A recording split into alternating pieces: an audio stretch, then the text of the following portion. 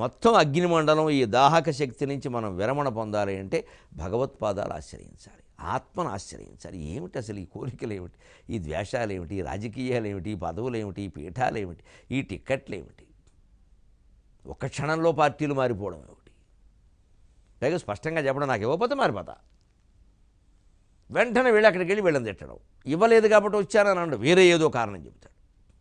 అది పచ్చబద్ధమని అందరికీ తెలుసు. ఆశ్చర్యం ఏమిటంటే అమాయక ప్రజలు మళ్ళీ వాడిని నెగ్గిస్తారు. అసలు పార్టీ మారి ఇంకో పార్టీ తరఫున పోటీ చేస్తున్నట్టే వెంటనే ఇంక వేరే కారణం ఏమీ అక్కర్లేకుండానే ఓడించాలి వాడిని. వేరే కారణం ఏమీ అక్కర్లేదు, ఇంకా ఓడించడమే. నువ్వు మారావు కాబట్టి ఓడిస్తున్నావు అంతే. ఇంకా నువ్వు పోటీ చేసినా సరే ఎందుకు మారావు? ఇదివరకు ఎన్నిక ఏమైంది, ఎన్ని కోట్లు ఖర్చు పెట్టారు ఈ వ్యక్తి ఎన్నిక అవ్వడం కోసం, ఎలా మారిపోతారండి? రకరకాల కారణాలు చెప్తే అప్పుడు ఎందుకు చెప్పలేదు ఇవి? చేర్చుకునేవాళ్ళు కూడా పోనీ మాది బొటాబొటీ మెజారిటీ అండి, ప్రభుత్వం ఉంటుందో పోతుందో అందుకని కాస్త ఏదో నలుగురిని చేర్చుకోక తప్పలేదు అంటే అది కొంచెం రాజకీయ పరిస్థితులైనా కొంచెం అర్థం చేసుకోవచ్చు. పూర్తి మెజారిటీ 2/3 కాదు 3/4 మెజారిటీ కలిగిన వాళ్ళు కూడా మొత్తం ప్రతిపక్షం లేకుండా చేసేద్దామని చూస్తుంటే ప్రజలు తిరుగుబాటు చేసే పరిస్థితులు వస్తాయండి. ఇంకా స్వచ్ఛందంగా ఫ్రెంచ్ విప్లవం లాంటివి ఆంధ్రదేశంలో వచ్చిన ఆశ్చర్యపోవక్కర్లేదు. భారతదేశంలోనే ఫ్రెంచ్ విప్లవాలు వస్తాయి. ఇంకా అందుకే ప్రజలు మాత్రం ఎంతకాలం సహిస్తారు? మూకమ్మడిగా జరుగుతాయి. ఏం జరిగినప్పుడు ఎవరైనా జవాబు చెప్పలేము.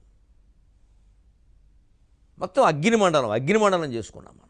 ప్రతి జీవితాన్ని, వ్యక్తి జీవితాన్ని, వ్యవస్థ జీవితాన్ని మొత్తం అగ్నిమండలం. ఈ మొత్తం అగ్నిమండలం చేసుకున్న జీవితంలో ఎవరైనా ప్రశాంతత కోరుకున్నా, వ్యవస్థ బాగు కోరుకున్నా చేయాల్సింది ఒకటే, విరమణ. నాకొద్దు నువ్వు తీసుకో, నేను నాలో ఉన్నాను కదా చాలు, ఇంకొకరికి ఇవ్వండి అని ఈ నాయకుడే అనాలి వెళ్ళి. నేను ఉన్నాను కదండి, ఇంకొకరికి ఇవ్వండి ఈసారి. నెల్సన్ మండేలా అండి, మహానుభావుడు.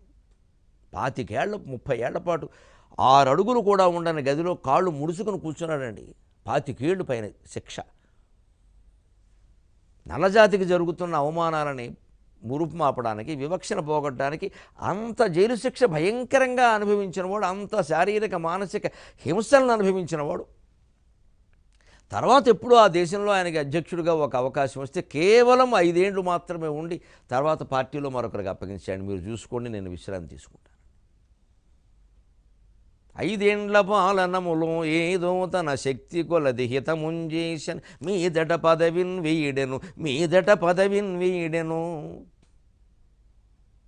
ఇది గాంధీ శిష్యరికము అట్లేయుండు, కాదా ఇది గొప్ప వింత కలికాలమునన్.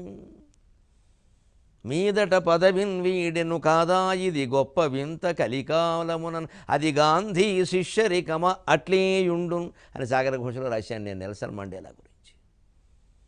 అంత త్యాగం చేసినటువంటి మహానుభావుడు తీరా దేశాధ్యక్షుడు అయిన తర్వాత 5 ఏళ్లే ఉన్నాడండి ఎన్నికలు అయ్యే వరకు. తర్వాత ఎన్నికల నాటికి మార్చి పారేశాడు. నాకు అక్కర్లేదన్నాడు. హాయిగా పెళ్ళాం బిడ్డలతో గడిపాడు.